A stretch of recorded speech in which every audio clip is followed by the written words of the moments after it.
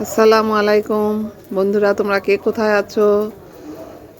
আমি তো এই তো আছি আলহামদুলিল্লাহ। তোমরা কেমন আছো অবশ্যই কমেন্ট করে জানাবে।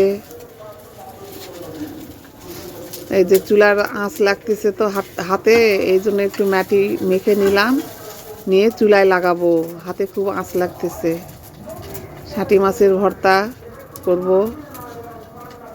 এখানে রুই মাছ দিয়ে তরকারি হবে, আলু সিদ্ধ করে ঝোল হবে। টমেটোটা ভেজে নিলাম, ভর্তাতে দিব।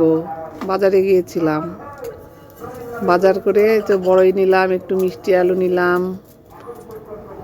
বাবার বাড়ি তো আর নাই, যেটা যেটা খেতে মনে চাবে এখন সেটা সেটা কিনে খেতে হবে।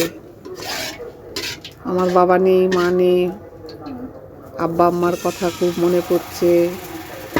বন্ধুরা, তোমাদের যাদের বাবা মা আছে তোমরা খুব যত্ন করবে, সম্মান করবে।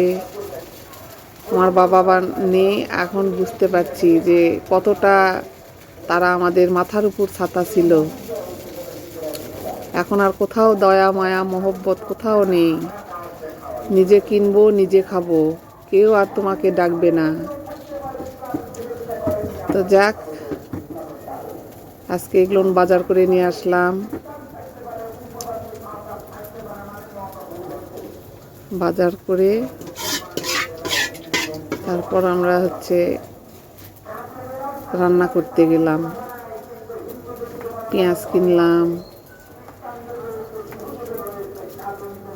রসুন, কাঁচামরিচ নিলাম। রাতে আমরা এই তো কুশলি পিঠা বানিয়ে খেলাম, ঝালের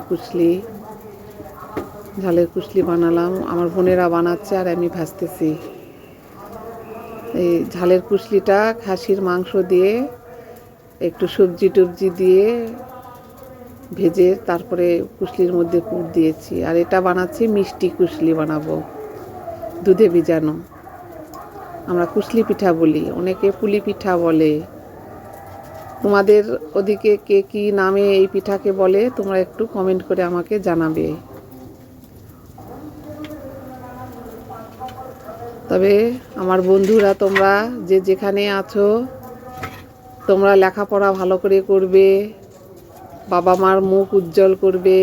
তোমাদেরকে নিয়ে বাবা মায়েদের অনেক আশা, যেমন আমার ছেলে মেয়েকে নিয়ে আমার অনেক আশা, তোমাদেরকে নিয়েও তেমন তোমাদের বাবা মার আশা। বাবা মাকে খুব সম্মান করবে, খুব ভালোবাসবে, যত্ন করবে, নিজের টেক কেয়ার নিবে, নিজেরা ভালো করে পড়াশোনা করবে। দুনিয়াতে নিজে যা করবে সেটাই, অন্য কেউ কোনো কিছু করে দিবে না। নিজেরই সব কিছু করতে হবে, নিজের জীবন নিজেরই চালাতে হবে। আল্লাহ হাফেজ।